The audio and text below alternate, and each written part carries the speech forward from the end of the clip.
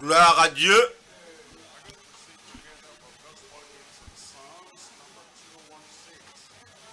Nous allons chanter du cantique 206. 216. 216.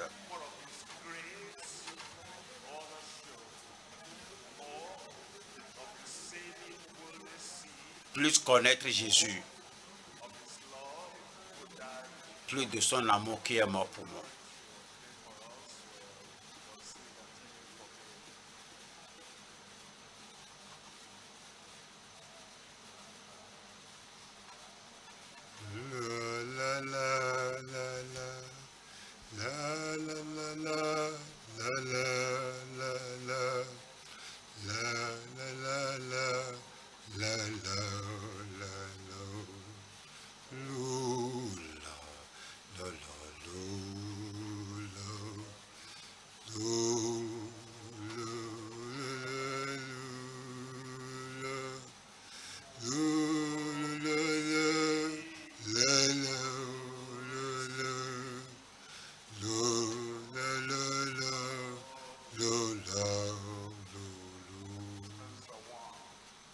Premier couplet.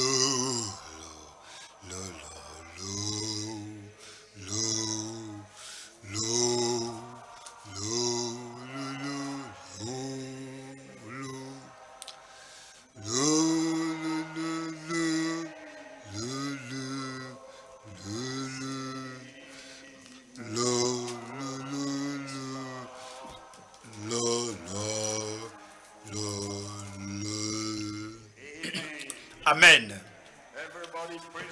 Gloire à Dieu à tous. Très enchanté d'être avec vous pour l'étude biblique. Je prie que l'étude enrichisse toute vie au nom de Jésus-Christ. Je profiterai de la parole. L'étude biblique me sera bénéfique. Elle vous sera bénéfique au nom de Jésus. Prions ensemble. Père, nous te remercions, nous bénissons ton nom, nous te remercions pour l'étude biblique. Nous savons que tu enrichiras toute vie avec l'étude de la parole au nom de Jésus-Christ. Nous prions que ce soir, tu crucifies le moi, que tu supprimes et détruises le moi dans toute vie au nom de Jésus-Christ. L'attitude qui dit tout de moi et rien de toi soit supprimé de nous au nom de Jésus-Christ. Et l'esprit qui dit plus de moi et moins de toi soit supprimé de nous au nom de Jésus-Christ. Même l'autre là qui dit que plus de moi et plus de toi soit supprimé au nom de Jésus-Christ. Que tout cœur qui se présente se soumette à toi, qu'on soit membre ou ministre, qu'on soit choriste ou bien ouvrier, nous demandons que ce soit tout en toi et rien de nous. L'orgueil qui veut rivaliser avec toi, l'orgueil qui veut prendre le trône pour que ce soit tout en nous et moins de toi, soit supprimé de nous au nom de Jésus-Christ. Réveille-nous pour la gloire de ton nom. Réveille-nous pour la bonté de Christ. Réveille-nous à la totalité et à la plénitude de Christ dans toute vie au nom de Jésus-Christ. Détrône le moi dans tout cœur et exalte Christ dans toute vie. Nous te remercions parce que tu nous as exaucés. Au nom puissant de Jésus, nous prions. Et que tout le monde crie Amen. Amen. Merci beaucoup. Asseyez-vous. J'ai pris le cantique parce que la chorale a fait de leur mieux. La chorale a manifesté le moi et ils n'ont pas glorifié Christ. C'est pourquoi nous devons chanter que plus de Jésus. Alors il y aura plus de Jésus dans notre vie au nom de Jésus-Christ. Donnez-moi un bon amen. Nous allons à Marc 7,5, Marc 9. Je lis verset 30. Marc 9, verset 30. Ils partirent de là et traversaient la Galilée. Jésus ne voulait pas qu'on le sût, car il enseignait ses disciples, et il leur dit, le Fils de l'homme sera livré entre les mains des hommes. Ils le feront mourir, et 3 jours après qu'il aura été mis à mort, il ressuscitera. 32. Mais les disciples ne comprenaient pas cette parole et ils craignaient de l'interroger. 33. Ils arrivaient à Capernaum. Lorsqu'il fut dans la maison, Jésus leur demanda, de quoi discutiez-vous en chemin? Mais ils gardèrent le silence, car en chemin, ils avaient discuté entre eux pour savoir qui était le plus grand. Le Seigneur Jésus-Christ leur parlait de sa mort, de sa crucifixion, et elle allait mourir, il sera tué et enseveli le 3e jour, et il ressuscitera. Et ils n'ont pas pensé à la trahison, à la tuerie, ils n'ont pas pensé à sa mort, ils n'ont pas pensé à l'ensevelissement, ils n'ont pas pensé à la résurrection, ils n'ont pas pensé à rien qui soit de Christ. Tout ce qui fait leur souci, c'est eux-mêmes.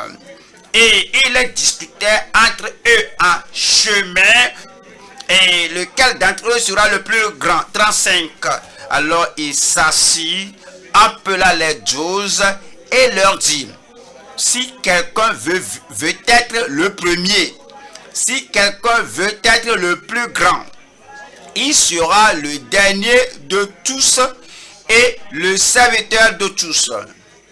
Et il prit un petit enfant, le plaça au milieu d'eux, et l'ayant pris dans ses bras, il leur dit, quiconque reçoit en mon nom un de ces petits enfants me reçoit moi-même.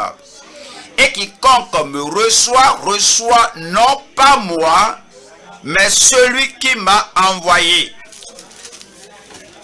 Jean lui dit, Maître, nous avons vu un homme qui chasse des démons en ton nom, et nous l'en avons empêché. Nous lui avons dit que tu ne peux pas le faire. Nous sommes les seules personnes qui doivent utiliser le nom de Jésus. Il ne faut plus faire ça. Parce qu'il ne nous suit pas. 39.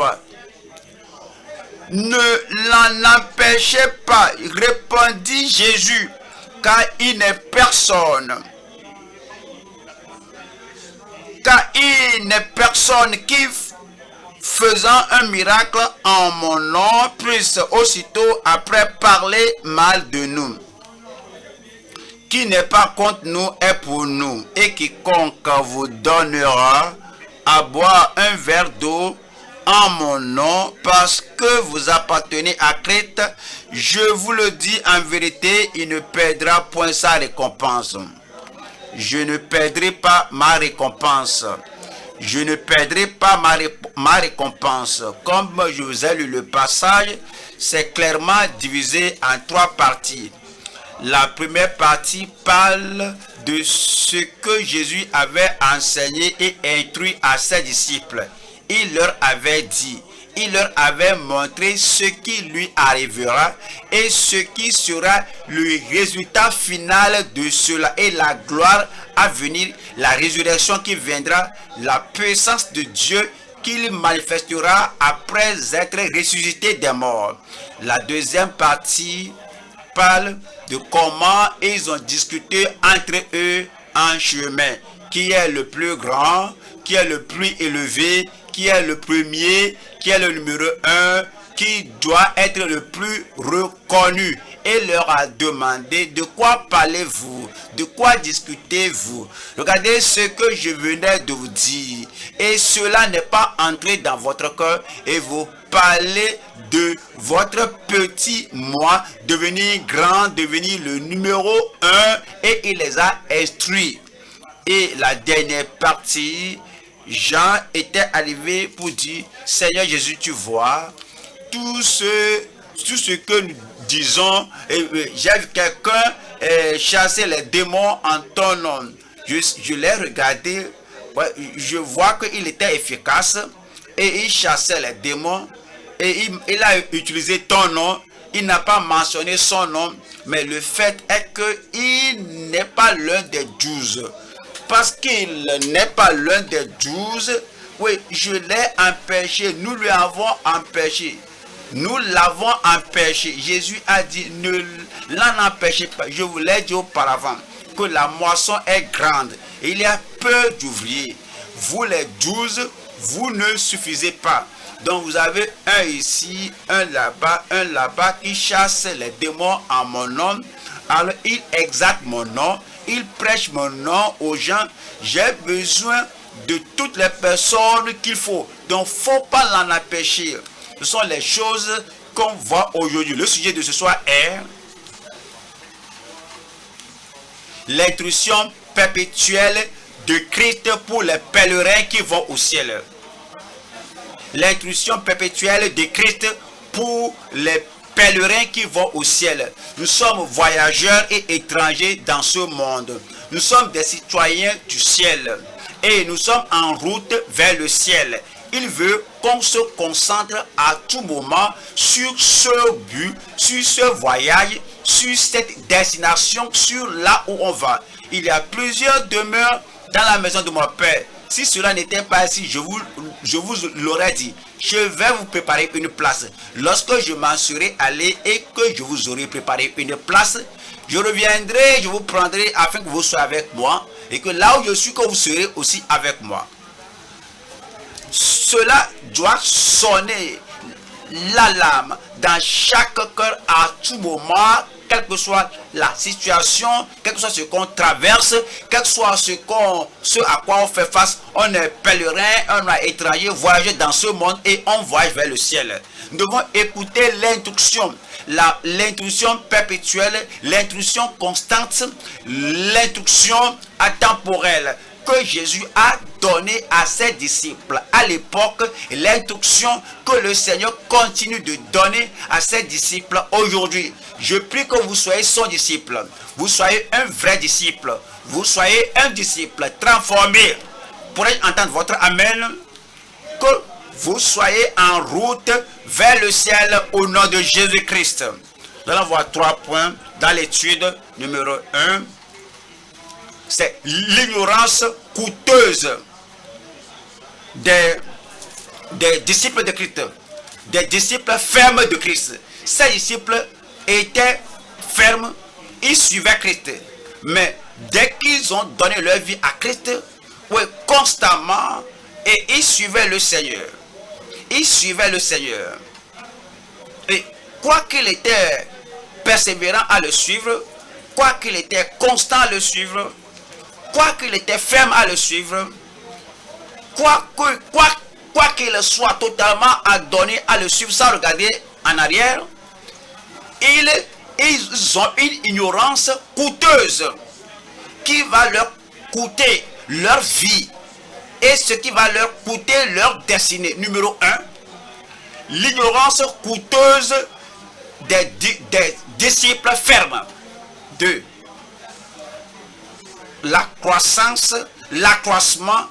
l'accroissement constant du moi. Ouais, il y a quelque chose qui vous fait oublier, vous oubliez à vous-même. Et chaque fois, vous ne cherchez pas la position avec Christ. Vous ne visez pas à aucun but pour être le numéro 1 ou Jésus numéro 2. Vous oubliez vous-même. Vous oubliez votre joie. Vous oubliez votre bonheur. Vous oubliez quel que soit ce que vous visez avant de venir au Seigneur. Et la fidélité que le Seigneur exige de vous et de moi, c'est la fidélité altruiste. Ce sont les gens-là, ce sont ces gens-là qui seront promus. Ce sont les gens qui seront élevés et approfondis et avanceront dans le Seigneur. L'accroissement constant d'une fidélité altruiste. 3. Le charnel en position. Oui. La quête de la position charnelle. Je veux être en position à tout moment. Si je ne l'ai fait, si je ne l'ai pas fait, personne ne le fera. Même si je suis en mesure de tout faire, oui, ça va. Que ceux qui veulent périr, qu'ils périssent. Que ceux qui veulent être en tête, qu'ils soient là. Nous voulons être les seules personnes dont on voit quelqu'un chasser les démons.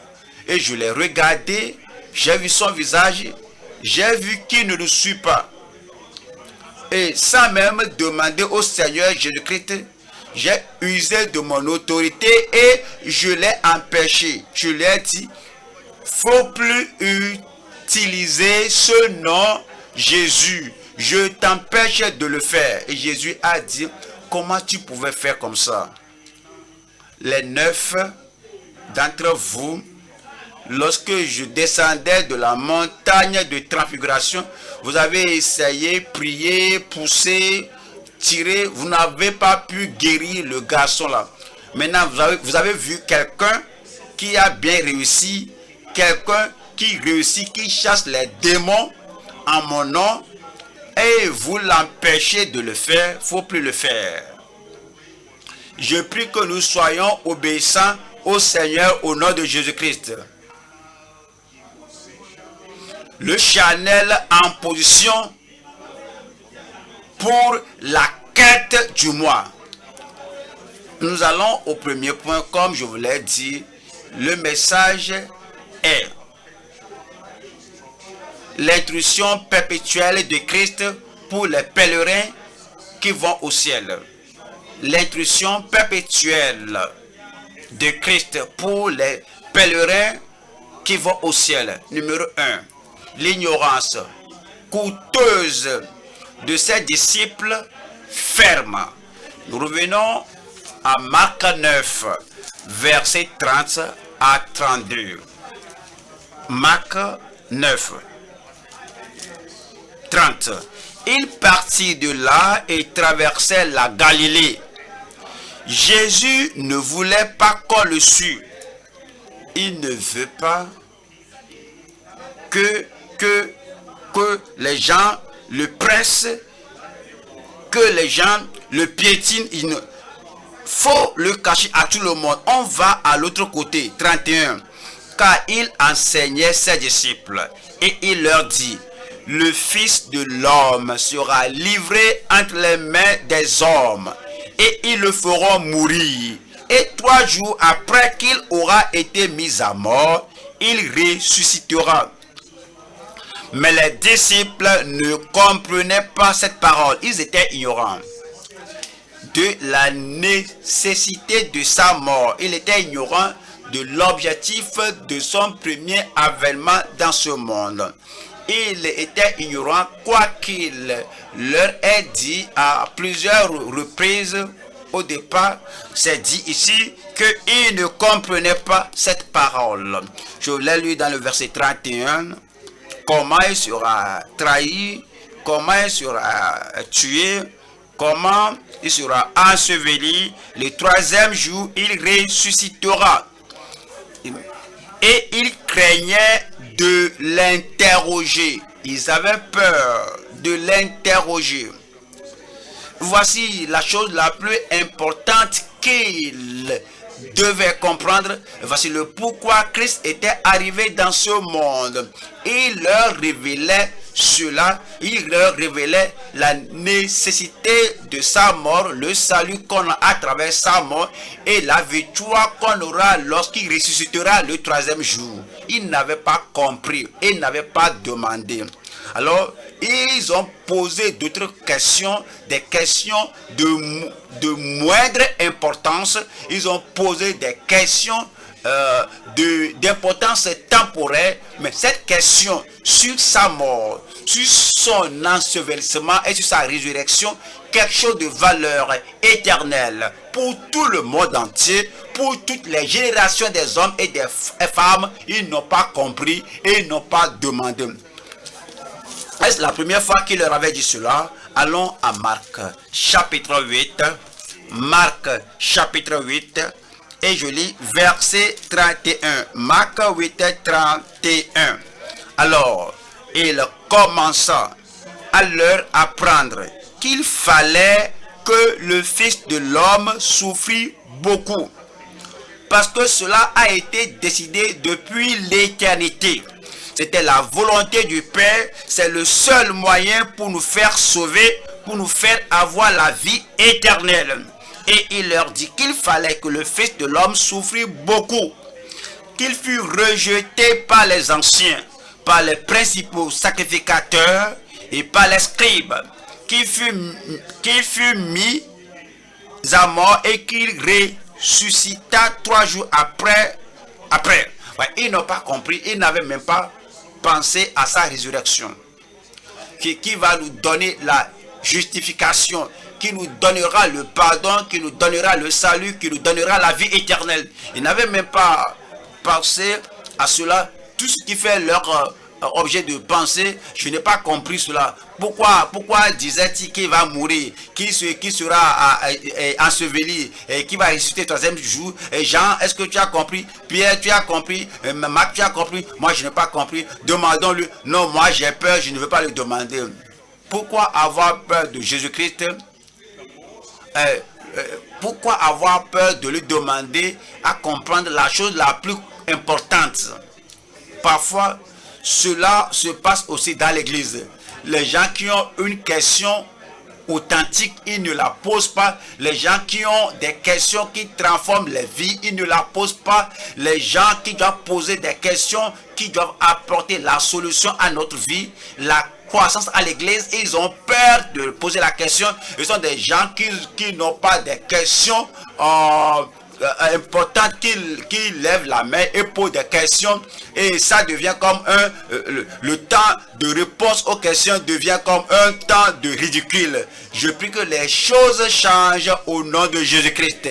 Que l'église dise Amen. Que nous qui sommes réellement sérieux et que nous voulons aller au ciel, nous voulons marcher dans la voie étroite qui mène au ciel, nous avons des défis, des problèmes, des questions à poser, que nous posions ces questions et qui soient bénéfiques à tout le monde au nom de Jésus-Christ. Au sujet de la mort de Jésus-Christ, qu'est-ce que cela est? Pourquoi Jésus allait mourir à la croix de Calvaire et puis qui sera ressuscité des morts le 3e jour? Voyons Matthieu chapitre 20 et verset 18. Matthieu 20, voilà le verset 18. Voici, nous montons à Jérusalem, et le Fils de l'homme sera livré aux principaux sacrificateurs et aux scribes. Ils le condamneront à mort. Voyez cela. Il disait la même chose. Il n'avait pas compris, il a répété. Néanmoins, il n'avait pas toujours compris et il refusait de demander. Lorsque le Seigneur répète quelque chose à maintes reprises, lorsque Christ répète quelque chose plusieurs fois, lorsque l'écriture est répétée plusieurs fois, lorsque l'Esprit de Dieu répète quelque chose plusieurs fois, il faut savoir que la chose là est puissamment importante, hautement importante, et vous ne comprenez pas après plusieurs répétitions. C'est bon de demander. Lorsque vous demandez, il y aura la solution finale. Il dit il y aura la solution finale. Amen à vous ce soir. Pourquoi ce soir est très molle? J'ai découvert dans l'église que lorsque le pasteur est chaque fois souriant, ce qu'on doit faire descendre, on le jette en haut, et le papa parle que la chose que tu as jetée en haut là, ramène ça. C'est comme l'église devient froid. Votre pasteur ne sera pas un pasteur seulement souriant. Quand les choses vont mal, le pasteur doit le corriger. Si vous allez à la mauvaise direction, je dois vous corriger. Donnez-moi un bon amen. Donc c'est à cause de la correction, je dis ceci n'est pas bon, c'est la vie profonde. Alors il faut rendre la chose profonde, élevée, plus riche, plus sainte, plus éclairée. Que la vie profonde demeure la vie profonde. Si je dis cela, c'est ma responsabilité. Il faut combattre pour la foi qui a été transmise au sein une fois pour toutes. Lorsque vous êtes corrigé, ce n'est pas l'heure d'être froid. Jetez la froideur. Que la ferveur rentre en vous. Voyons Matthieu 20. Je lis verset 19. Et ils le livreront aux païens pour qu'ils se moquent de lui, le battent de verge et le crucifient. Et le 3e jour, il ressuscitera. Pourquoi la mort?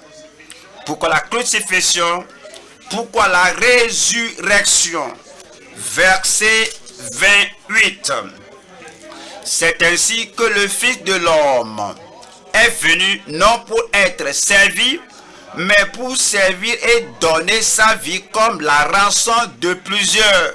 C'est pourquoi il est venu, pour donner sa vie comme la rançon de plusieurs. C'est pour changer des vies, c'est pour sauver des vies, c'est pour purifier des vies, c'est pour nous faire sortir des ténèbres, pour nous faire amener à la lumière. Si vous n'êtes pas encore à la lumière, vous allez venir à la lumière au nom de Jésus-Christ.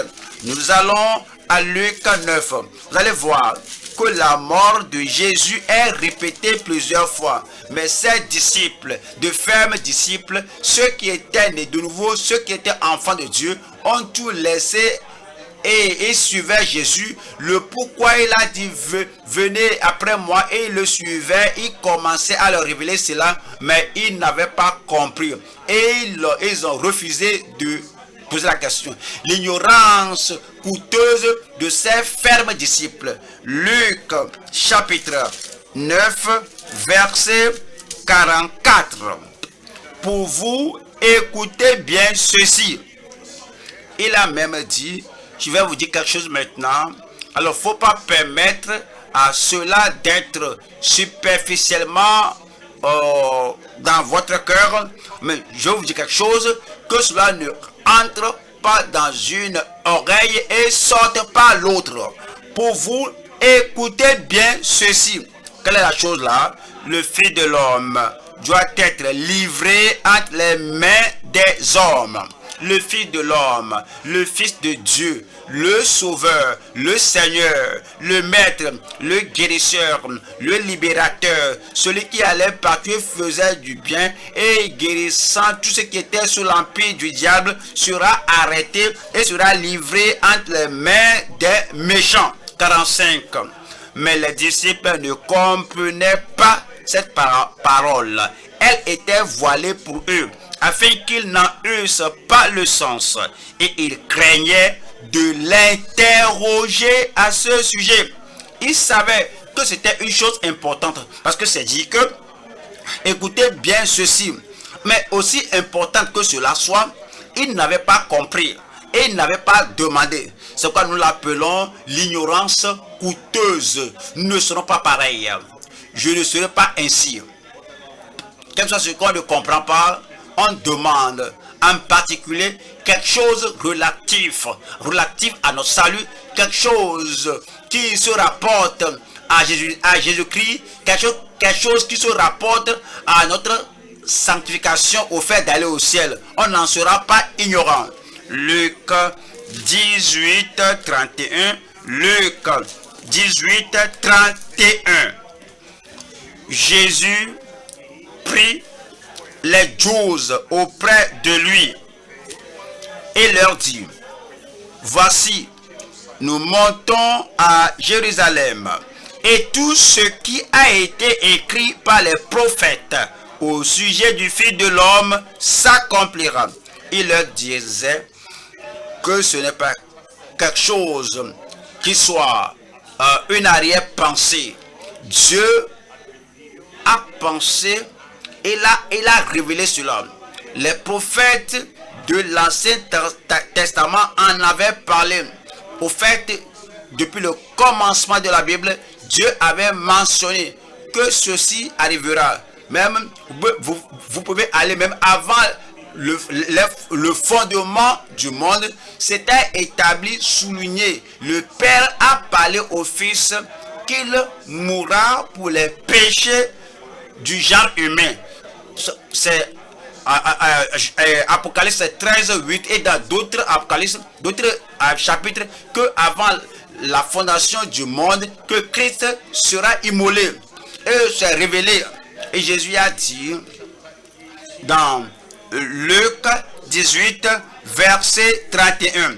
Jésus prit les 12 auprès de lui et leur dit, voici, nous montons à Jérusalem, et tout ce qui a été écrit par les prophètes au sujet du Fils de l'homme s'accomplira. C'est pourquoi vous êtes chrétien, vous êtes croyant, tout ce qui est écrit au sujet de vous s'accomplira. Rien n'arrivera comme un hasard. Rien ne vous prendra par surprise. Quel que soit ce qui se passe, Dieu connaît tout. Il connaît ma position assise ou debout. Il connaît mes pensées. Quelle que soit la chose qui vous arrive aujourd'hui, demain, tout est déjà connu par le Dieu Tout-Puissant. Donc lorsque ces choses sont déjà connues par Dieu, l'échappatoire, la façon d'avoir la victoire, Dieu a ordonné cela et vous allez voir cela, découvrir cela au nom de Jésus-Christ.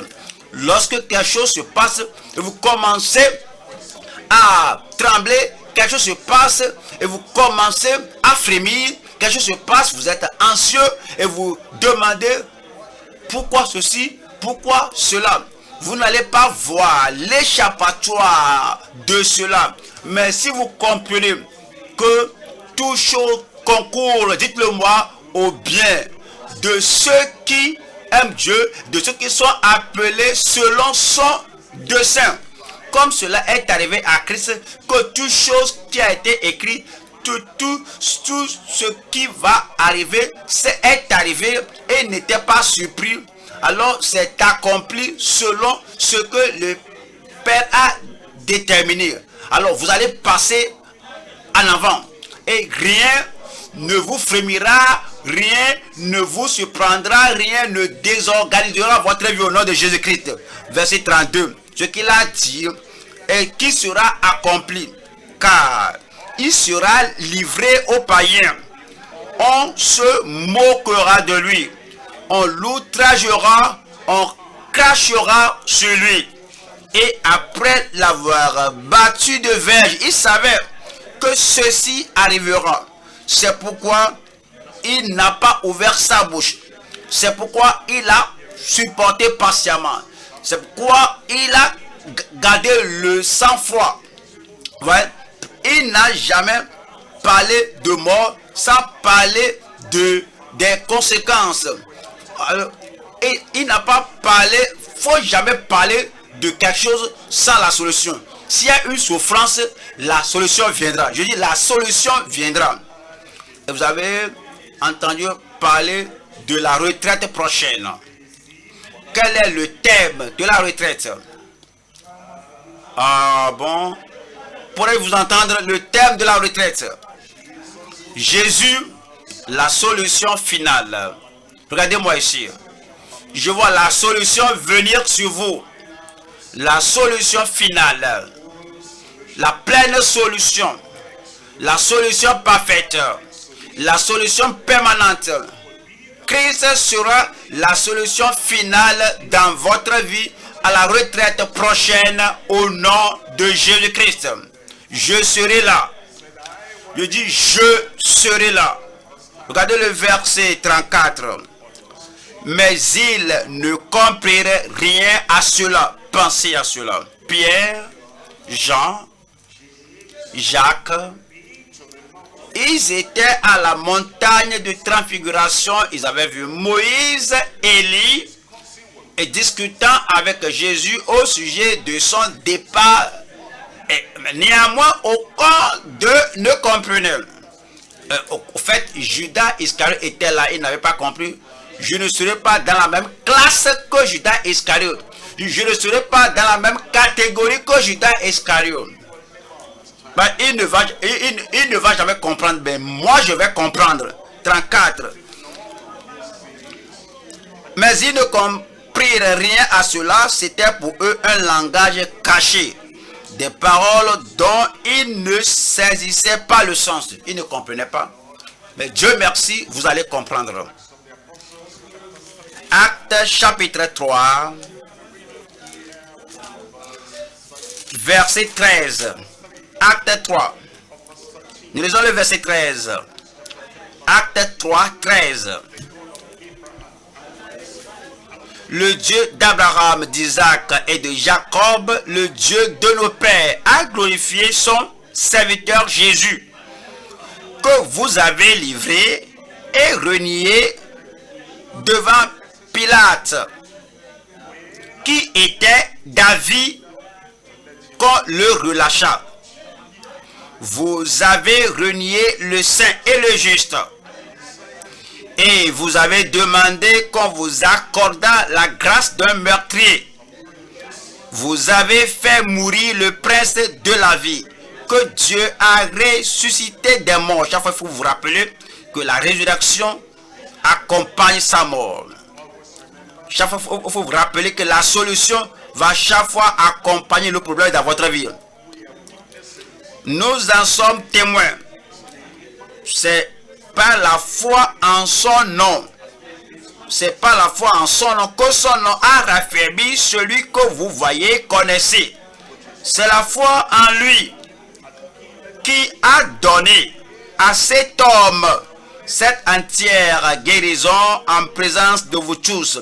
Maintenant, Pierre a reconnu la mort de Christ n'était pas vaine. La résurrection de Christ n'est pas en vain. C'est pas la foi en son nom, le nom de celui qui est mort pour nous racheter de toute malédiction. La mort de celui qui est ressuscité des morts, c'est pas la foi en son nom là qui a donné la guérison entière à ceci en présence de vous tous. Verset 17, très significatif.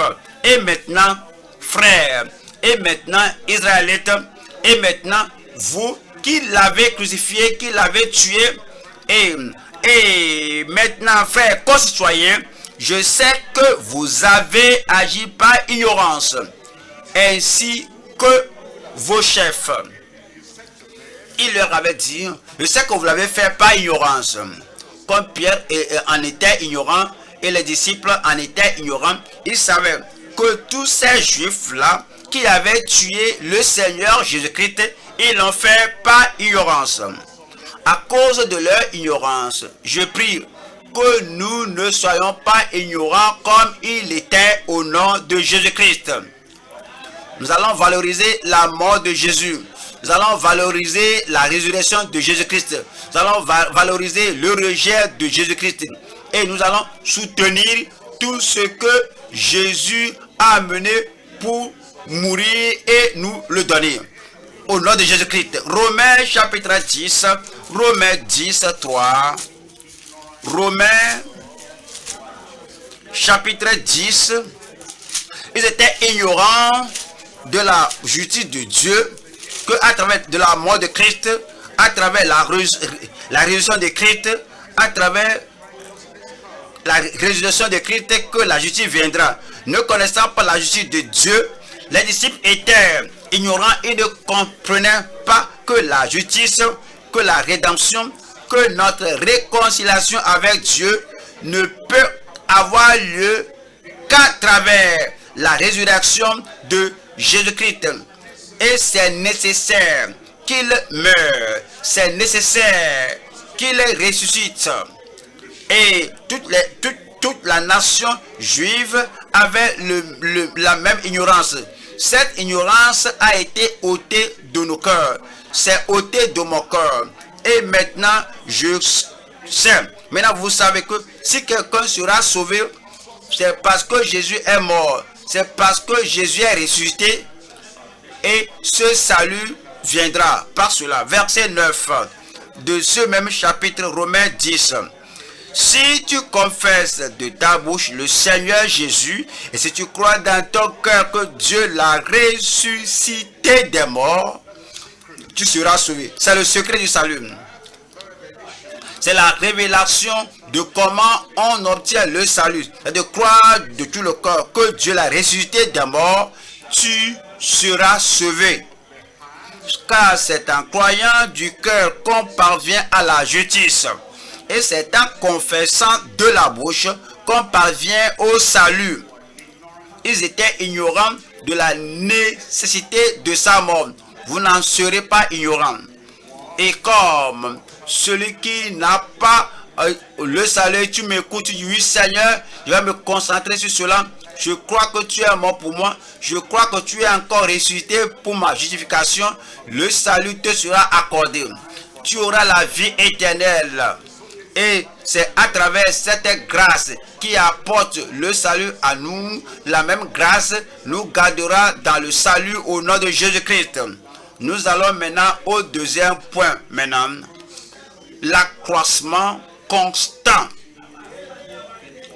de la fidélité altruiste. Si vous êtes fidèle au Seigneur, cette fidélité parvient à un niveau agréable devant le Seigneur lorsque vous vous oubliez.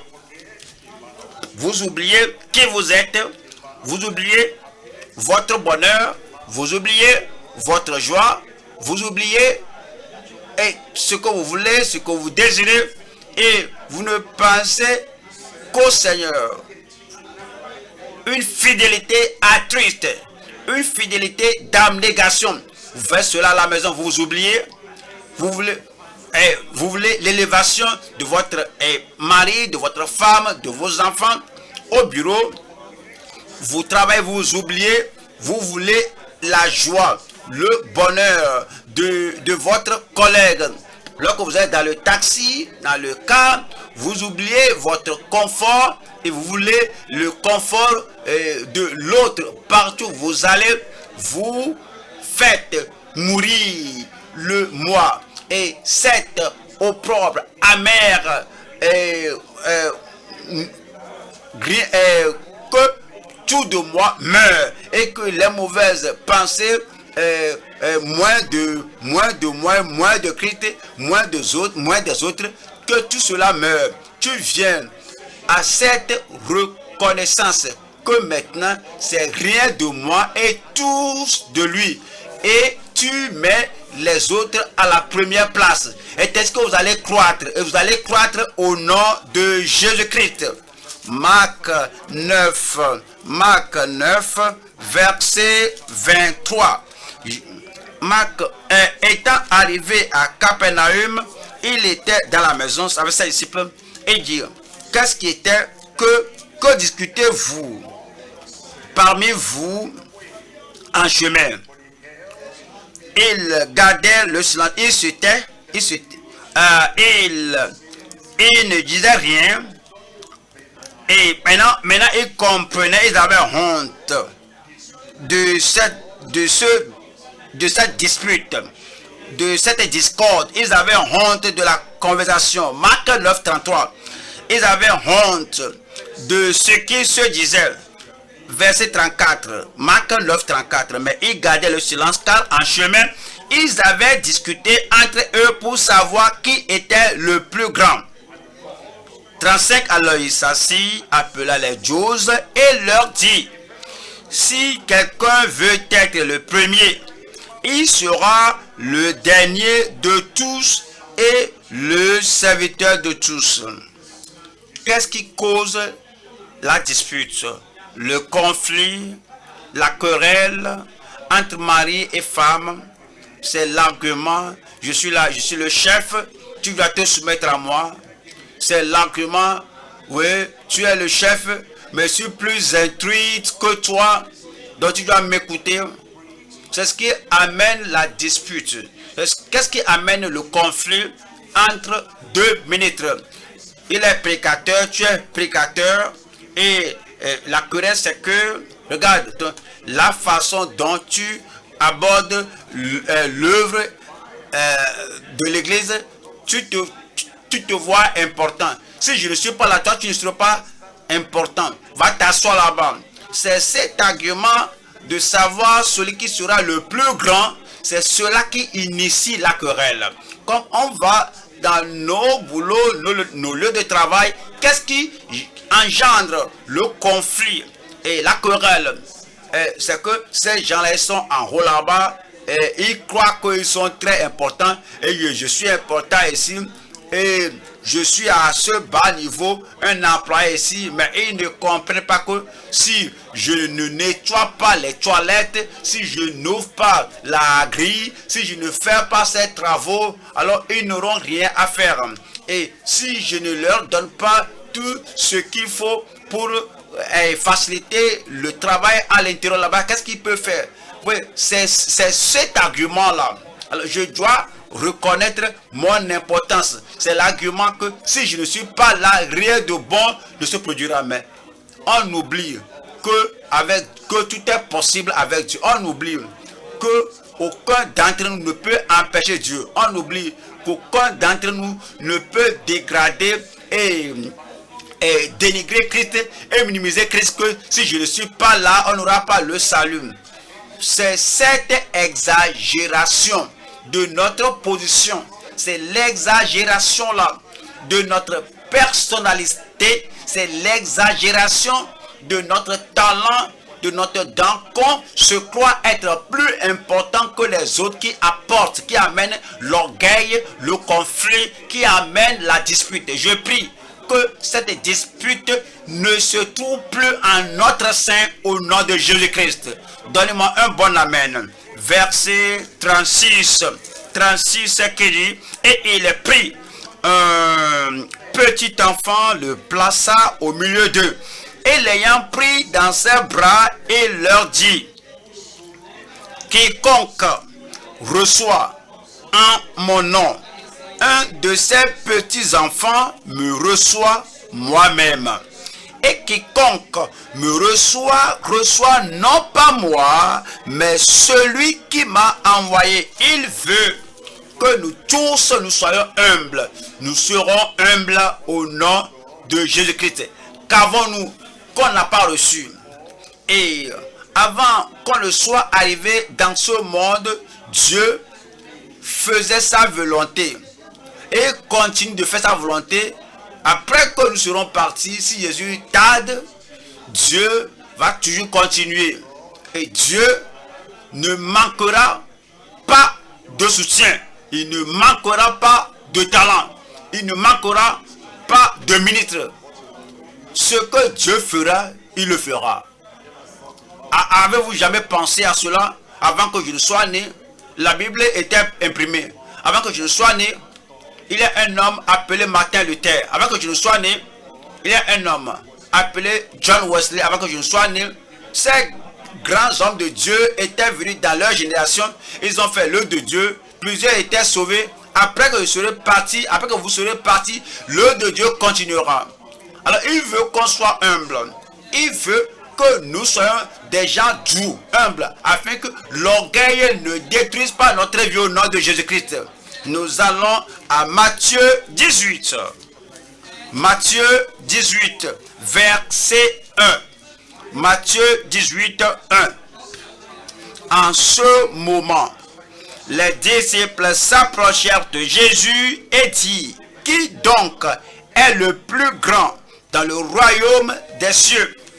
Jésus, ayant appelé un petit enfant, le plaça au milieu d'eux et dit, je vous le dis en vérité, si vous ne vous convertissez, il parlait à ses disciples, il parlait à Pierre, il parlait à Jean, il parlait à Jacques, il parlait à vous, il parlait à moi, il parlait à tout membre de l'église.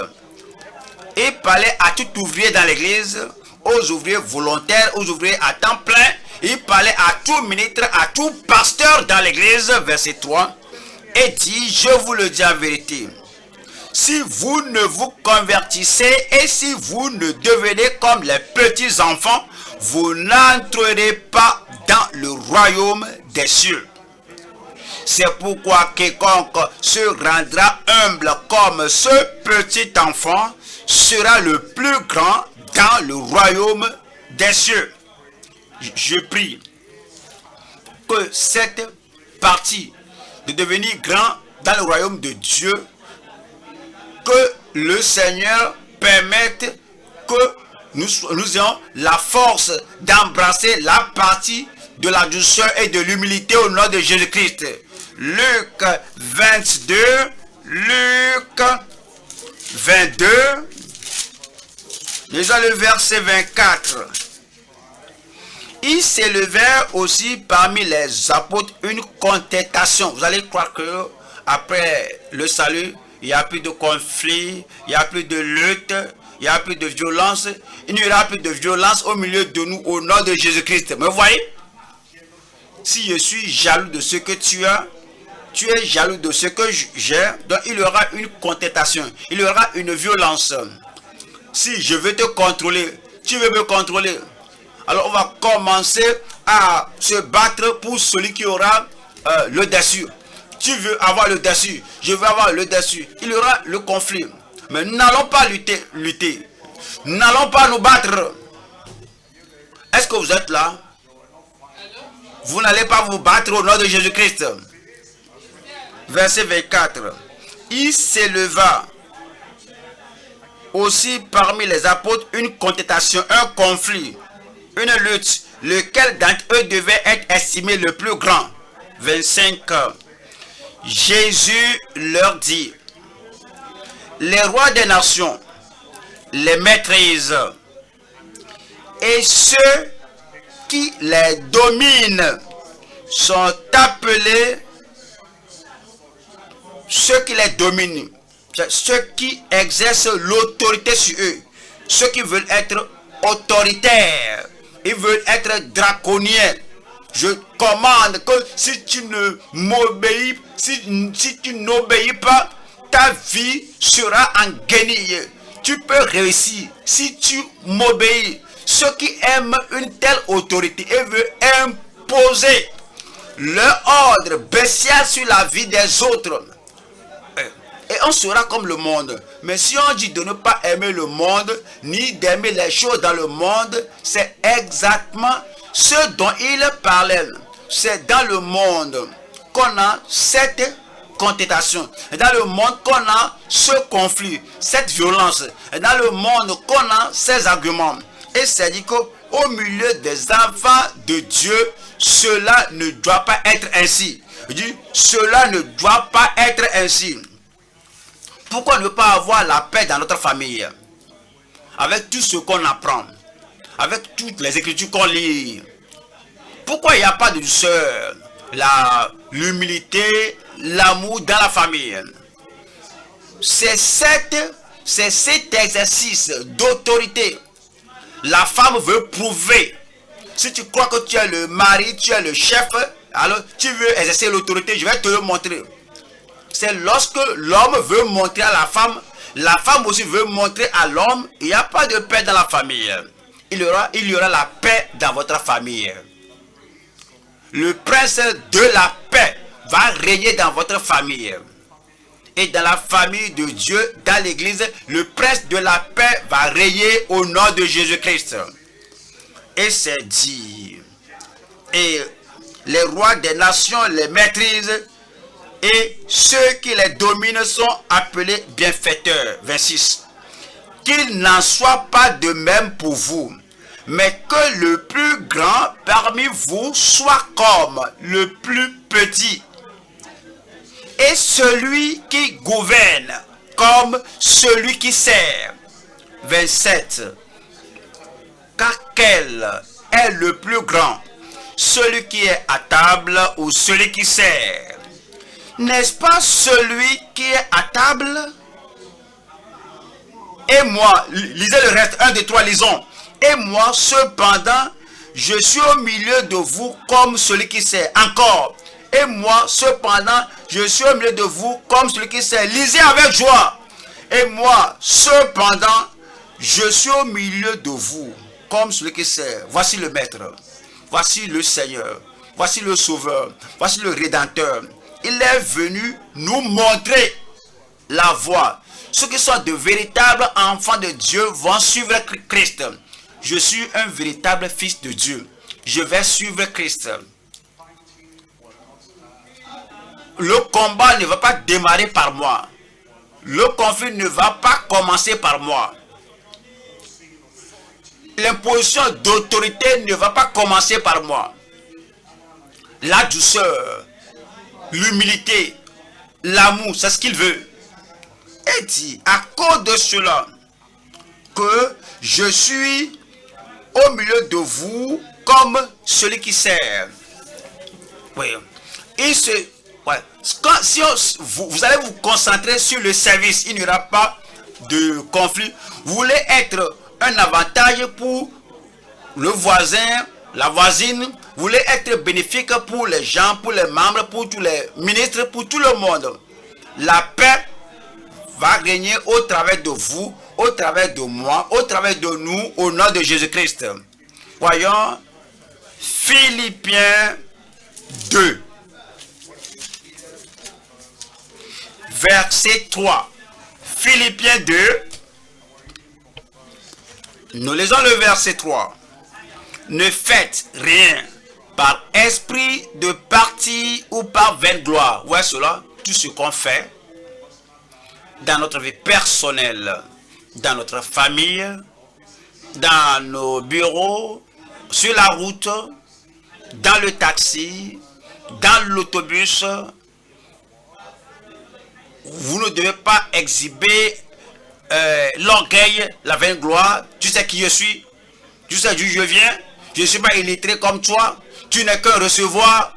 je suis tel monsieur, je vais te le montrer. Je vais te montrer que non seulement j'ai l'éducation, j'ai fait cette formation, mais tu vas souffrir pour cela.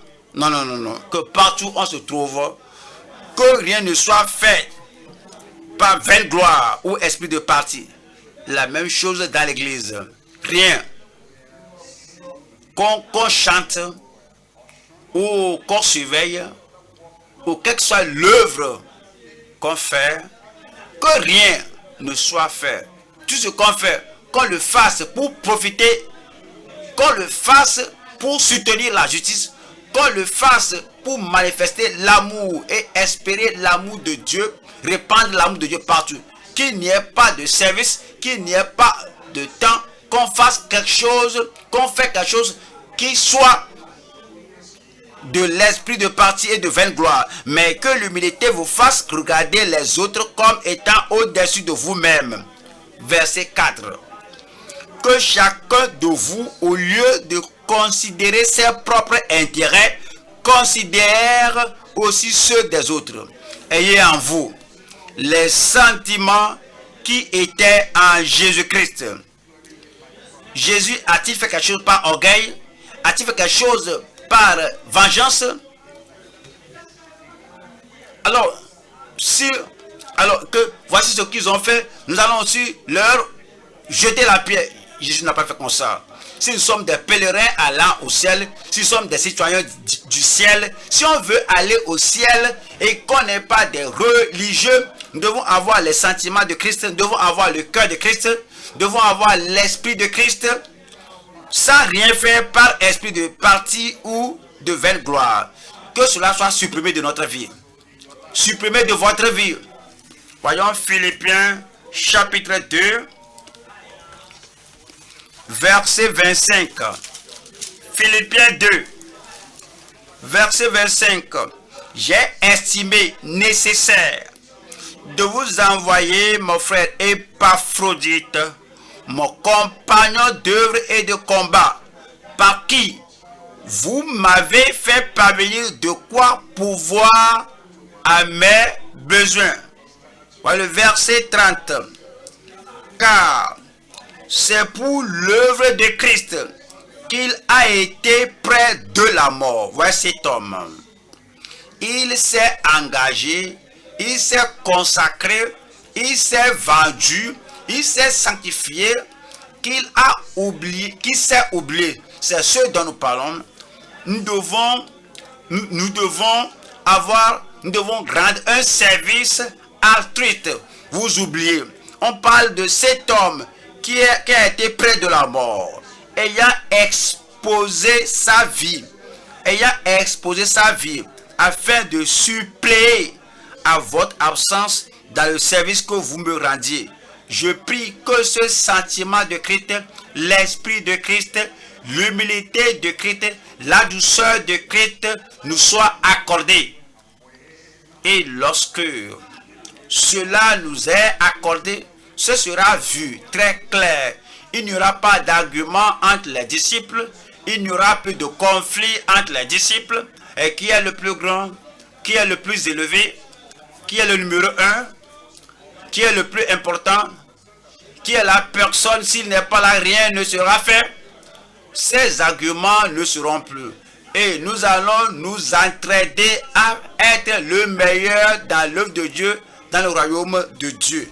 Actes des apôtres, chapitre 20. Je lis verset 24. Acte 20, 24. Mais je ne fais pour moi-même aucun cas. Paul dit que je ne sais pas qui est grand, qui est petit, qui est moindre. Moi, je ne sais pas qui est le plus honoré, qui n'est pas honoré. Je ne suis pas dérangé de ce qui est honoré, qui est méprisé. Je ne suis pas dérangé de ce qu'il dit. Mais je ne fais pour moi-même aucun cas de ma vie. La persécution, je ne fais aucun cas de ma vie. Malentendu, je ne fais pour moi-même aucun cas de ma vie. Une fausse représentation mais je ne fais pour moi-même aucun cas de ma vie. Quel que soit ce qu'exige le service et ce qu'on doit traverser, il pour lui-même, mais je ne fais pour moi-même aucun cas de ma vie. Pour certains, ouais, un simple embouteillage va les désorganiser. Pour certains, un simple embouteillage va désorganiser leur vie. Mais Paul a dit que moi, je suis réputé, mais je l'ai rejeté. Et le désir de contrôler les autres, je l'ai rejeté. Mais je ne fais pour moi-même aucun cas de ma vie comme si elle m'était précieuse pourvu que j'accomplisse ma course avec joie. Vous allez finir avec joie. Vous allez bien finir. Vous n'allez pas vous arrêter à mes chemins au nom de Jésus-Christ. L'apôtre Paul a pris son ministère très important, l'opportunité de servir très importante. Et quelque chose ce qui arrive dans le ministère, cela ne me dérange pas, pourvu que j'accomplisse ma course avec joie. Et le ministère que j'ai reçu du Seigneur Jésus, d'annoncer la bonne nouvelle de la grâce de Dieu. Je prie que ce cœur vous soit accordé. Donc, que j'ai un tel cœur. Voyons, 1er Corinthiens chapitre 13. Verset 1. 1er Corinthiens 13, 1. Quand je parlerai les langues des hommes et des anges, si je n'ai pas la charité, l'amour, je suis un airain, je suis un airain qui résonne, ou une cymbale qui retentit. Si on n'a pas l'amour, on prêche aux gens, tout ce qu'on veut, c'est d'être le numéro 1, cela n'est pas agréé au Seigneur. Et quand j'aurai le don de prophétie, la science de tous les mystères et toute la connaissance, quand j'aurai même toute la foi jusqu'à transporter des montagnes, si je n'ai pas la charité, je ne suis rien. 3. Et quand je distribuerai tous mes biens pour la nourriture des pauvres, quand je livrerai même mon corps pour être brûlé, si je n'ai pas la charité, l'amour, cela ne me sert de rien. De quelle charité parle-t-il? De quel amour parlait-il? Verset 4. La charité est patiente, elle est pleine de bonté.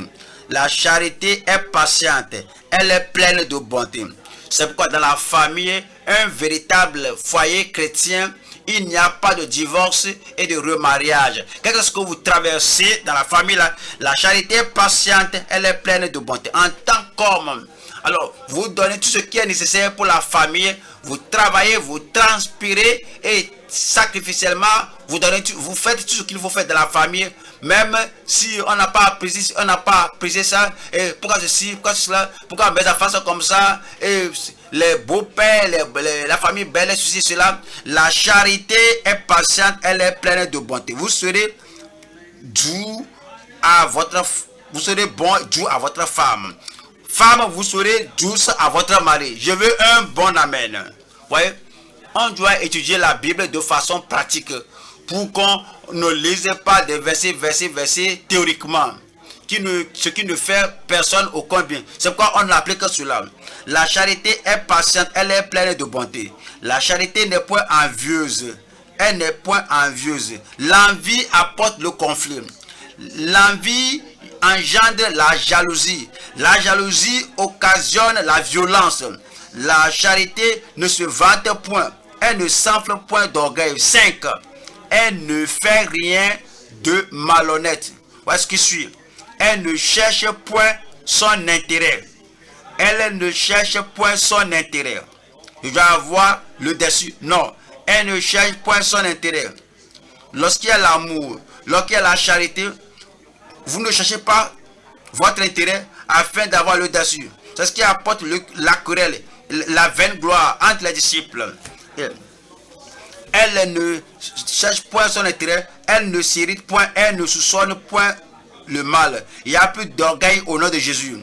Dans mon cœur, dans ma vie, dans mon ministère, dans mon action, il n'y a point de querelle. J'ai dit gloire à Dieu. Il n'y aura plus d'irritation au milieu de nous au nom de Jésus-Christ. Troisième point maintenant.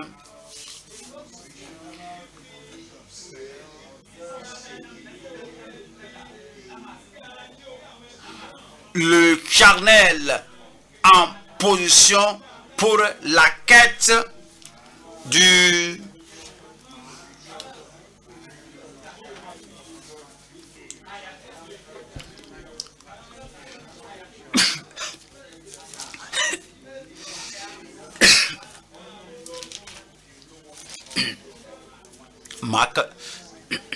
Marc 9.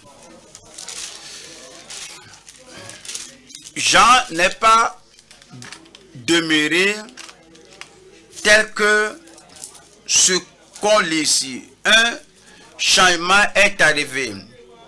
Dans notre vie, un changement arrivera. Voir ce qu'il était et ce qu'il est devenu. Il est devenu apôtre d'amour. Jean a répondu disant, nous avons vu quelqu'un chasser les démons en notre nom, en ton nom. Jean, Marc 9, 38. Jean lui dit, maître, nous avons vu un homme qui chasse les démons en ton nom et nous l'en avons empêché parce qu'il ne nous suit pas. Ne l'en empêchez pas, répondit Jésus, car il n'est personne qui faisant un miracle en mon nom puisse aussitôt après parler mal de moi. Qui n'est pas contre nous est pour nous. Et quiconque vous donnera à boire un verre d'eau en mon nom, parce que vous appartenez à Christ, je vous le dis en vérité, il ne perdra point sa récompense. Nous ne perdrons pas notre récompense. Luc 9. Ce qu'on a lu en Marc, il y a une raison qui nous pousse à lire cela en Luc 9, 49. Jean prit la parole et dit, maître, nous avons vu un homme qui chasse des démons en ton nom, et nous l'en avons empêché, parce qu'il ne nous suit pas. Ne l'en empêchez pas. Dites-le à haute voix, ne l'en empêchez pas. Dites-le avec conviction, ne l'en empêchez pas. Lui répondit Jésus, car qui n'est pas contre vous est pour vous. Vous demandez, mais Jacques, Jean, pourquoi tu as fait cela? Il y a beaucoup de problèmes et qui ne sont pas résolus. Il y a beaucoup de personnes qui sont opprimées par les démons, qui sont affligées par les démons, et aucun d'eux n'a été délivré. Comment tu peux aller et empêcher celui qui fait ce qui est très important? Voilà le chapitre 9, verset 1. Voici ce qui était arrivé au départ. Luc 9, verset 1. Jésus, ayant assemblé les 12, leur donnant force et pouvoir sur tous les démons, avec la puissance de guérir les maladies. Il les envoya prêcher le royaume de Dieu et guérir les malades. C'est pourquoi Jean, regardant cet homme qui n'était pas l'un des 12, a dit que c'est nous qui avons reçu le pouvoir et l'autorité. Il nous a ordonné d'aller délivrer les opprimés, chasser les démons, guérir les malades. Et après, dans le verset 49, maintenant, ayant vu quelqu'un qui ne faisait pas partie de ceux qui étaient dans le chapitre 9, verset 1 et 2, c'est pourquoi il l'avait empêché. C'est pourquoi il ne savait pas, il ne connaissait pas l'intention de Christ, la pensée de Christ. Allons maintenant au chapitre 10, verset 1. Après cela, le Seigneur désigna encore 70 autres disciples. Jean ne savait pas que l'œuvre ne s'arrêtera pas au seuil des 12 et que l'autorité et l'onction et la puissance ne s'arrêteront pas avec les 12. Mais Jésus avait aussi l'intention, il a le programme de choisir 70 autres pour leur accorder la même puissance, la même autorité, la même onction pour manifester, pour en manifester et chasser les démons, guérir les malades. Parce qu'il était ignorant de l'intention de Christ, il voyait une seule personne chasser les démons et il l'empêchait. Chapitre 10, verset 1. Après cela, le Seigneur désigna encore 70 autres disciples et il les envoya 2 à 2 devant lui dans toutes les villes et dans tous les lieux où lui-même devait aller. Il leur dit: la moisson est grande. Après les 12 dans le chapitre 9, après qu'ils étaient sortis et ont fait des espoirs pour Christ, et ils ont prêché la repentance, guéri les malades, chassé les démons, Christ a dit que la moisson est grande, mais il y a peu d'ouvriers. Les 12 ne suffisaient pas. Nous tous qui faisons l'œuvre maintenant, oui, nous rendons grâce à Dieu de ce qu'on fait. Merci pour le succès qu'on a dans le ministère des enfants, des jeunes, sur le campus, parmi les langues, et au sein des femmes. Merci pour le succès de l'œuvre pastorale. Mais la moisson est grande, mais il y a peu d'ouvriers. Nous sommes encore un petit nombre. On ne suffit pas. C'est pourquoi tu ne peux pas dire que toi vas de côté. Qu'est-ce que tu fais? Je t'empêche de le faire. Nous sommes les seules personnes de faire cela. Il y a certains qui ont une compréhension de myope et ils ne comprennent pas bien. Et que si c'est comme le pasteur, il est en train de faire une erreur maintenant.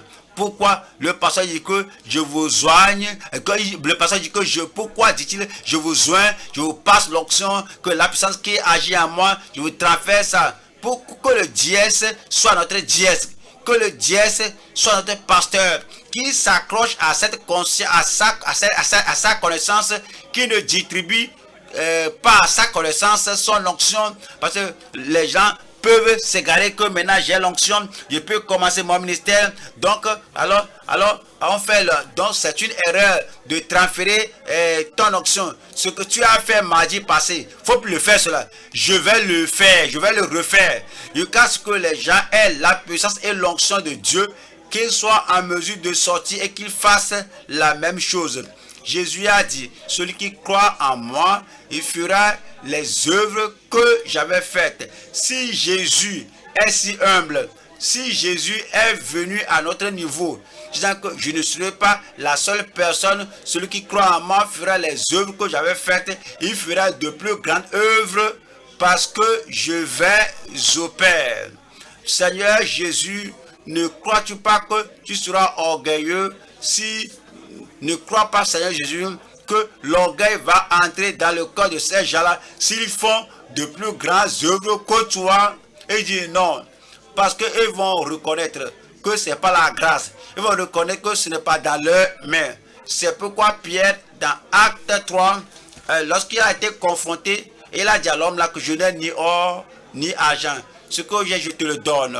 Au nom de Jésus de Nazareth, lève-toi et marche. Qu'est-ce qui était arrivé? Il s'est levé et il a marché. Parce que, à cause de la même foi, et de la même onction, lui a été donné l'accomplissement du nom de Jésus. Que les ouvriers soient un peu nombreux, qui ne soient pas la seule personne de faire cela, ni les 12 d'être les seules personnes de le faire, que les 70 viennent et que d'autres viennent. C'est pourquoi Pierre, en acte 5, comme il passait, même l'ombre de Pierre guérissait les malades. Cela n'est pas arrivé au temps de Jésus-Christ. Est-ce que Pierre était orgueilleux à cause de cela? Non. Si vous êtes un enfant de Dieu, saint, ferme, sanctifié, lorsque vous recevez la puissance de l'onction, vous ne serez pas orgueilleux. Vous allez savoir que c'est pour l'œuvre de Dieu. C'est pourquoi on ne doit empêcher personne. On sort et on prêche l'évangile aux pécheurs et il guérissait les malades. On a vu quelqu'un chasser les démons en ton nom et on l'en empêche. N'allons empêcher personne au nom de Jésus-Christ. Voyons ceci. Verset 2. Il leur dit, la moisson est grande, mais il y a peu d'ouvriers. Priez donc le maître de la moisson d'envoyer des ouvriers dans sa moisson. Voilà le verset 9. Guérissez les malades qui s'y trouveront et dites-leur, le royaume de Dieu s'est approché de vous. Verset 17. Les 70 revinrent avec joie. Les 70 revinrent avec joie. C'est quoi j'ai dit le dimanche, c'est quoi j'ai dit le mardi passé.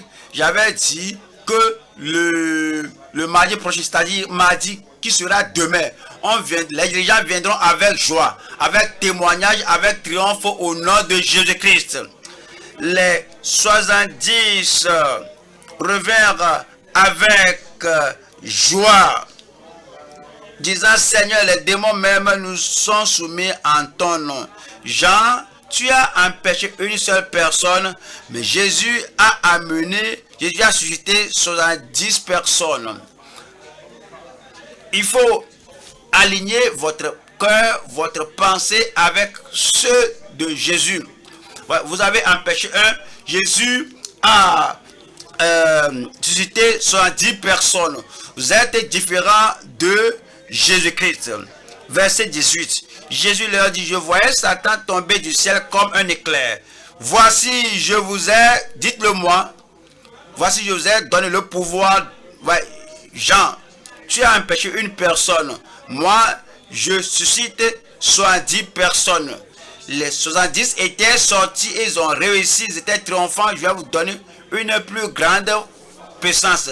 Je n'empêcherai personne. Vous n'allez empêcher personne. Parfois, je ne comprends pas la sanctification que les gens croient. Tu es pasteur, l'autre est pasteur. C'est comme la coordinatrice est empêchée. Alors, laissez libérer les gens à faire ce que Dieu veut qu'ils fassent. Que je veux être le seul à être reconnu. Que je sois le plus grand dans le district, dans le groupe. Que tout cela s'efface.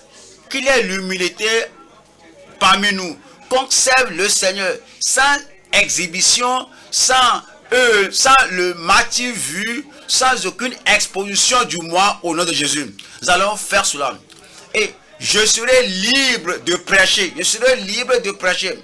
Et je ne vais pas avoir quelqu'un là qui me téléguide de cesser. Je ne vais pas arrêter.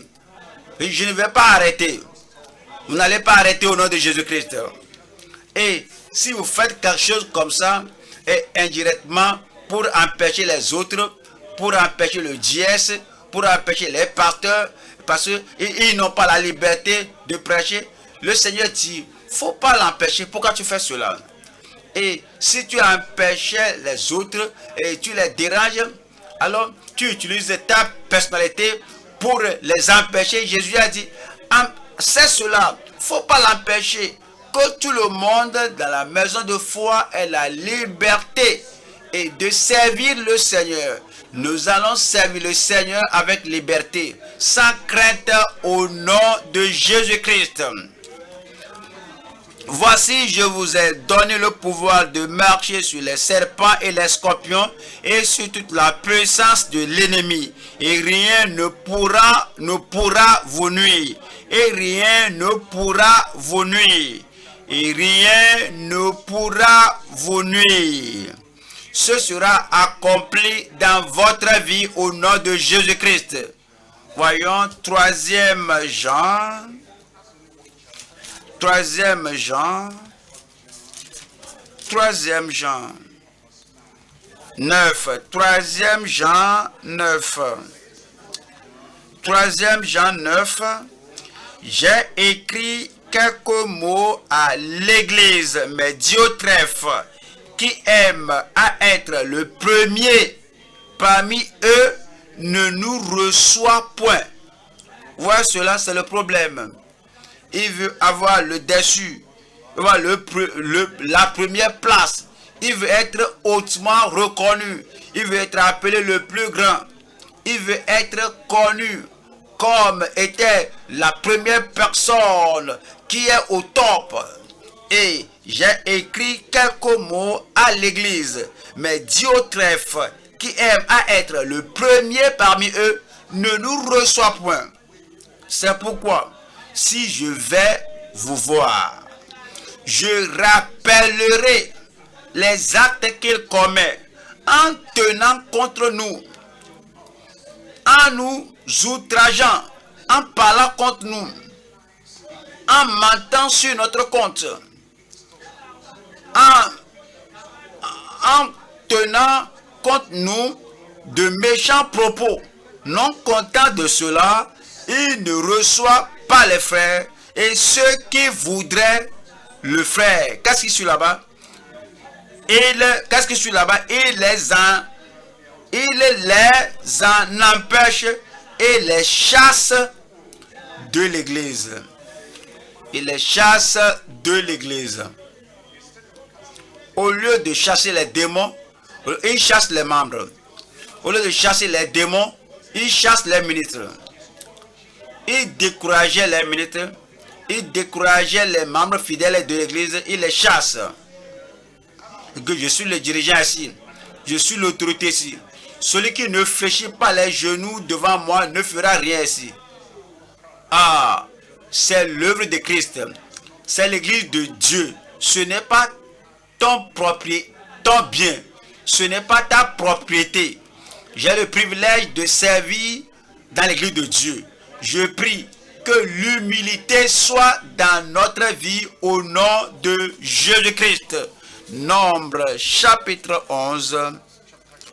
Nombre chapitre 11, 24, 25. Nombre 11, 25.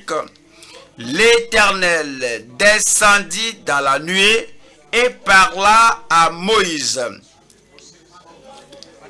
Il prit de l'esprit qui était sur lui et le mit sur les 70 anciens.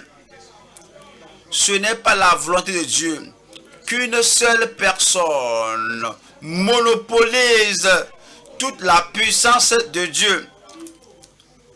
La puissance de l'esprit, c'est pour tout le monde.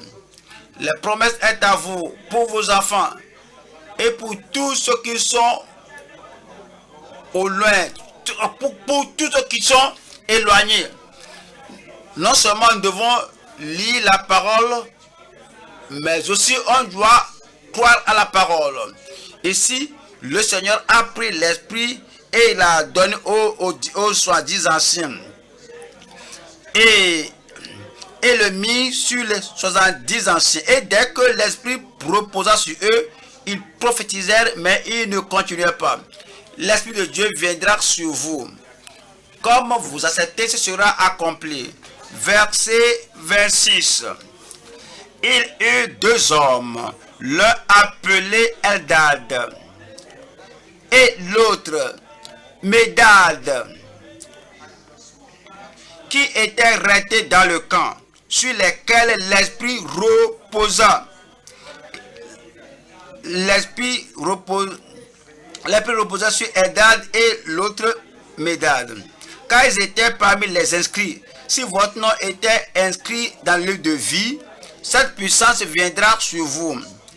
Le déversement de l'Esprit sera sur vous au nom de Jésus-Christ. Ils étaient inscrits. Quoiqu'ils ne fussent point allés à la tente, et ils prophétisaient dans le camp. Un jeune garçon courut l'annoncer à Moïse et dit, Eldad et Médad prophétisent dans le camp. Que Moïse, dirigeant, il veut te donner un rapport. Tu les as invités de venir, tu les as invités à venir à la tente et l'esprit était descendu sur les 70, mais il y a deux qui étaient dans le camp et ils n'ont pas obéi à ton ordre et l'esprit est venu sur eux aussi. Je suis venu te donner le rapport. Voici ce qu'il faut faire.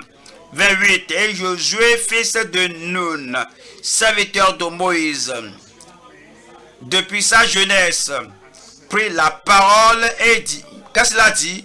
Moïse, mon serviteur, empêche-les. Qu'est-ce qu'il a dit? Dites-le. Moïse, mon serviteur, empêche-les. Dites-le pour ne le dire à personne. Moïse, mon serviteur, empêche-les. Moïse, mon Seigneur, empêche-les. Dieu merci. Cette parole de Josué, Josué n'était pas allé lui-même pour les empêcher. Et il y a Moïse, mon Seigneur, empêche-les. Moïse lui répondit, es-tu jaloux pour moi? Empêche-les. Ça, c'est l'envie. Arrête-les. Cela vient de l'envie. Discipline-les. C'est par envie. Dis-leur de ne plus faire cela. Cela provient de l'envie. Lorsque vous êtes envieux, lorsque vous êtes jaloux, beaucoup de restrictions, beaucoup de lois seront promulguées dans l'église, dans le district, dans votre région, dans votre nation. Ce sera comme, c'est comme toute la Bible ne suffit pas. Donc il faut que vous promulguiez votre propre loi pour affliger les gens. Es-tu jaloux pour moi, puisque le peuple de l'Éternel être composé de prophètes? Puisque le peuple de l'Éternel être composé de prophètes? Et veuille l'Éternel mettre son esprit sur eux. Au fait, c'est ce que Dieu a promis. Et la promesse est à vous. Et la puissance est à vous. Et l'accomplissement est à vous. Et le Seigneur accomplira cela dans votre vie, dans notre vie tous ensemble au nom de Jésus-Christ. Acte 1, verset 8. Acte 1, verset 8. Mais vous recevrez une puissance, le Saint-Esprit survenant sur vous, et vous serez mes témoins à Jérusalem, dans toute la Judée, dans la Samarie, et jusqu'aux extrémités de la terre. Verset 39. Chapitre 2, 39. Car la promesse est pour vous, pour vos enfants, et pour tous ceux qui sont au loin, en aussi grand nombre que le Seigneur notre Dieu les appellera. Faut empêcher personne. Ayons les avantages de ce que Christ a fait, ce qu'il a fait au calvaire, et tout ce qui concerne sa mort qui nous a révélé ce qu'on ne comprend pas. Et vous êtes un enfant authentique de Dieu. Il faut poser la question, il ne faut pas avoir la crainte, il ne faut pas avoir peur de poser la question et vous aurez la solution finale dans votre vie au nom de Jésus-Christ. Il faut vous oublier. Vous n'avez qu'une seule vie à mener. Si vous ne planifiez que pour vous-même et vous faites tout pour avancer, alors vous n'aurez pas tout ce que le Seigneur a pour vous. Mais il y aura l'accroissement constant lorsque vous oubliez et que vous êtes fidèle au Seigneur. Lorsque vous voyez les gens qui manifestent le pouvoir, la joie, ils font l'œuvre de Dieu sans empêchement, sans découragement, sans dérangement. Réunissez-vous avec eux, sachant qu'ils accomplissent la promesse de Dieu, que vous recevrez une puissance. Le Saint-Esprit survenant sur vous. Et cela nous dit que parce que nous sommes enfants de Dieu, nous croyons au Seigneur, que ces miracles nous accompagneront, que en mon nom, ils chasseront des démons. Cela va vous arriver. Cela va vous arriver. Voici les miracles qui accompagneront ceux qui auront cru en mon nom. Ils chasseront les démons, ils parleront de nouvelles langues, ils prendront les serpents et les jetteront. S'ils boivent un breuvage quelconque, cela ne leur fera pas du mal. Aucun poison ne vous tuera. Et ils imposeront les mains aux malades et seront guéris. Qui sont ces gens-là? Je dis, qui sont ces gens-là? Baissez la main, baissez la main. Si je vous dis que il y a 1 million de francs CFA qui vous attend, et alors, vous allez bien lever la main. J'ai dit que vous allez expérimenter la puissance de Dieu, la puissance du Saint-Esprit, et vous allez chasser les démons, et vous allez guérir les malades, et il y aura de puissants exploits à travers vous. Qui sont les gens là qui vont faire cela? Cela va vous arriver au nom de Jésus-Christ. Pourquoi ne pas vous lever et dire au Seigneur, me voici aujourd'hui. La raison pour laquelle vous venez à l'étude biblique, afin que l'avantage pratique de l'étude biblique et l'onction pratique de l'étude biblique et la promesse du Seigneur à l'étude biblique vous appartiennent cette nuit. Prenez ces choses une à une, disant, Seigneur, me voici cette nuit, et cela vous arrivera. Ouvrez la bouche et priez le Seigneur.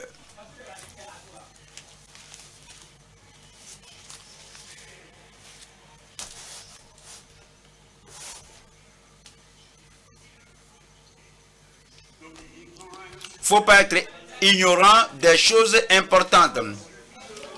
Le Seigneur nous a révélé ces choses importantes. Il est mort pour nous sauver. Il est mort pour pardonner nos péchés. Il est mort afin que quiconque invoquera le nom du Seigneur soit sauvé. Si tu n'es pas encore sauvé, invoque le nom du Seigneur. Le salut est disponible.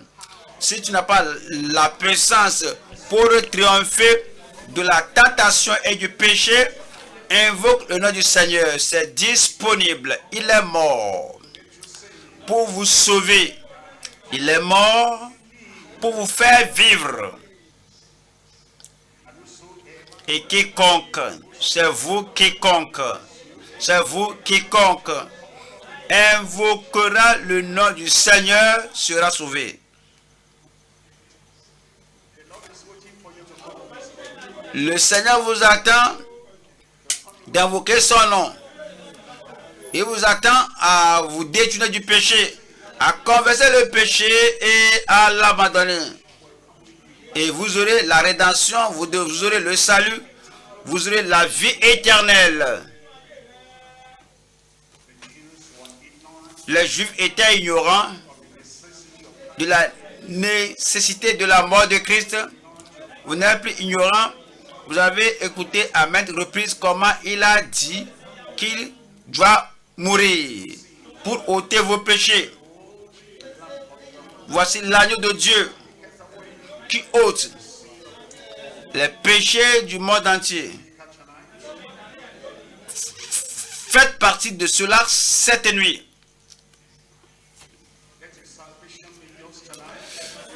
Que son salut vous appartienne cette nuit.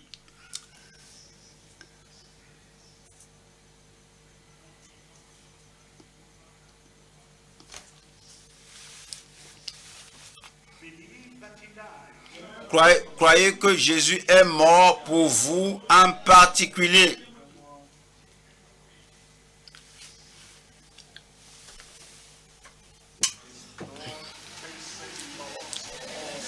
Son sang nous purifie de tout péché.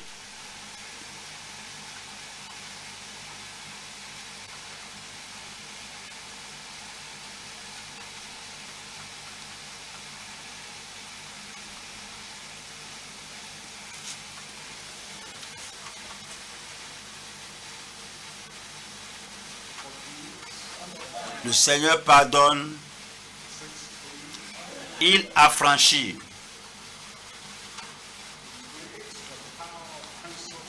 Il brise la puissance du péché. Il nous transforme.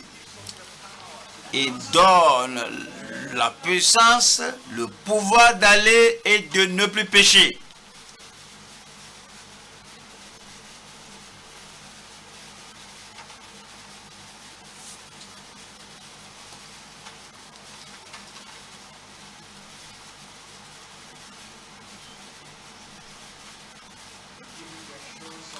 Il vous donnera l'assurance du salut.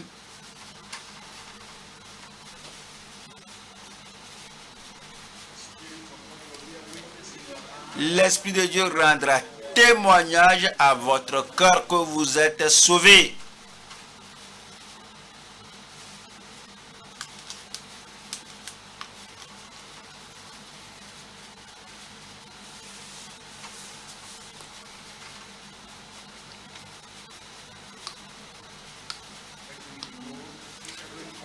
Qu'il enlève toute forme d'ignorance au sujet de sa mort et de sa résurrection. Croyez, il vous donnera la vie éternelle, il sauvera votre âme. Ce n'est pas par le sentiment, vous pourrez ne pas vous sentir différent, mais dès que vous croyez, la grâce fera l'œuvre et votre nom sera écrit dans l'œuvre de Dieu au ciel.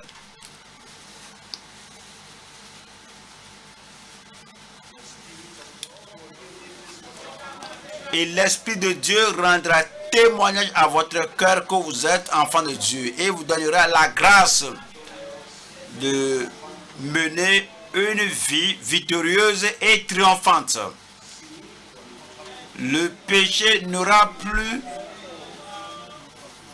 de pouvoir sur vous. Et vous allez servir le Seigneur. Vous allez servir le Seigneur avec abnégation. Vous allez vous oublier.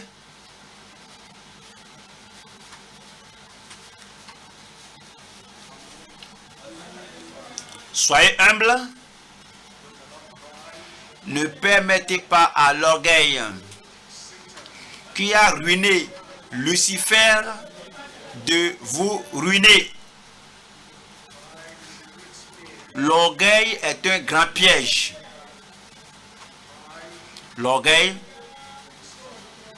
engendre le conflit. Cela engendre la violence.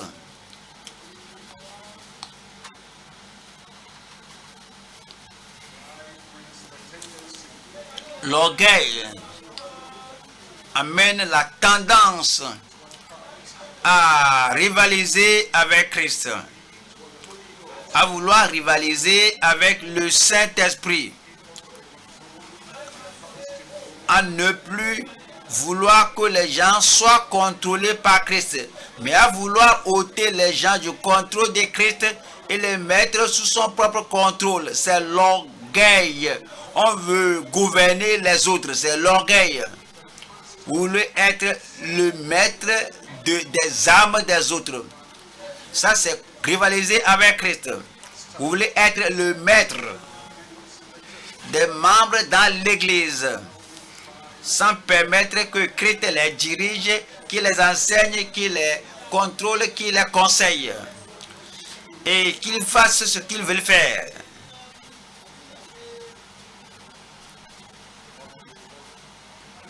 Demeurez fidèles.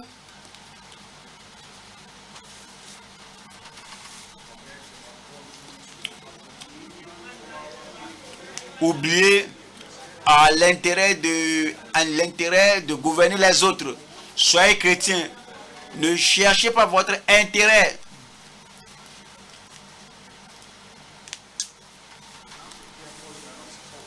Soyez prudents. N'empêchez pas les autres à faire ce que Dieu veut qu'ils fassent. Vous êtes membre de l'église. Il ne faut rien faire pour empêcher votre pasteur votre dirigeant, soit par une télécommande ou indirectement,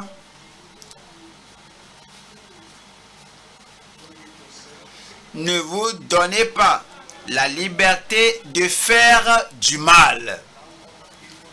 Permettez que les autres aussi soient libres de faire du bien, qu'ils agissent selon eux-mêmes.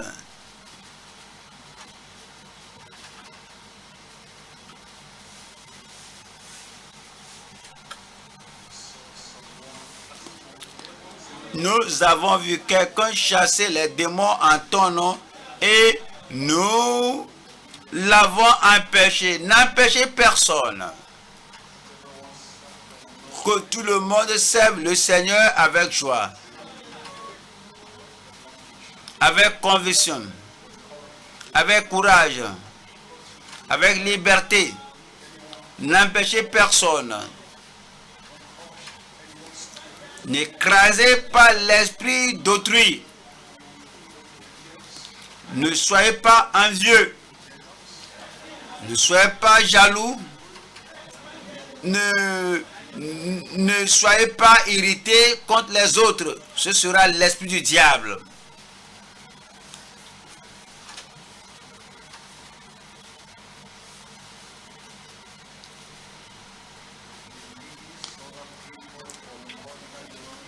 Libérez les autres sous le poids de votre joug. N'empêchez personne.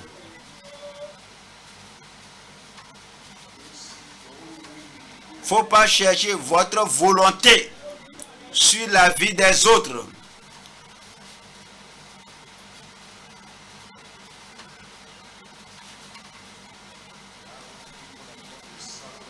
Permettez que le peuple de Dieu serve le Seigneur avec joie. Permettez que le peuple de Dieu vive selon leurs convictions.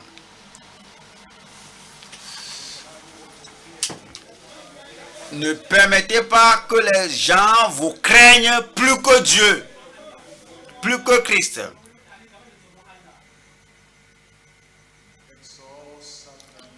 Que tous servent le Seigneur avec joie, avec allégresse. Je suis dans la joie lorsqu'on me dit « Allons à la maison du Seigneur ».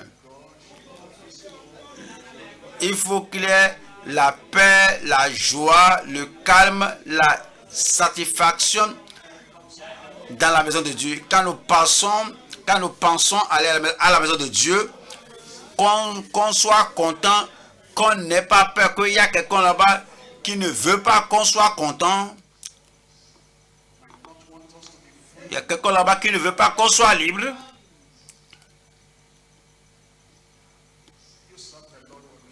Toi, serve le Seigneur avec joie.